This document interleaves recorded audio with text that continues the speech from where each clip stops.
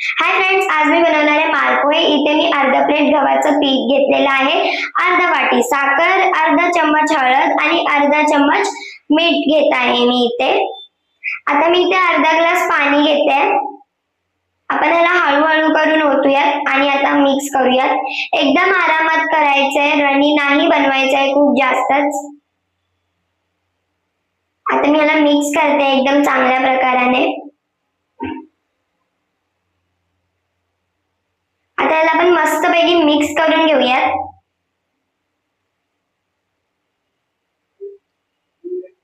आता हे रणी बनलेलं आहे अशा प्रकाराने।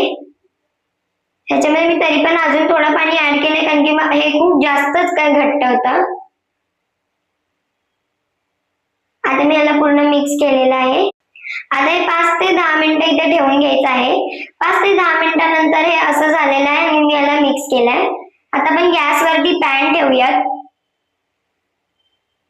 त्याच्यामध्ये मी अर्धा पेला तेल टाकलेलं आहे, त्याच्यातलं पण मी थोडंसं ठेवलंय बाजूला। आता आपण ह्याच्यामध्ये बॅटर टाकूयात। तेल गरम होईपर्यंत थांबायचंय। मी याला मीडियम फ्लो वरती ठेवलाय। अशा प्रकाराने तेलामध्ये बबल्स आलेत आणि आता आपण ह्याच्यामध्ये टाकून घ्यायचं आहे। काही शेप द्यायची गरज नाहीये आपल्याला ह्याच्यामध्ये, जसं पण बनतंय तसं होते, कारण की पॅन वरती जाऊन ते नॉन स्टिकी बनतं, त्याच्यामुळे आपण त्याला स्प्रेड नाही करू शकत। आता हे अशा प्रकाराने बनलेलं आहे। खालून थोडं वरती फ्लोट झालं की आपण याला पलटून घ्यायचंय। जसं आता मी हे वरती फ्लोट झाल्यानंतर पलटलंय। हे गोल्डन ब्राऊन होईपर्यंत ह्याला फ्राय करायचं असतं। आता ह्याला चांगल्या प्रकाराने मी हे करते, फ्राय करवते। आता मी गॅस फ्लेमला स्लो केलेला आहे इथे। आता मी इथे अजून 2 हे टाकते मालपोहे,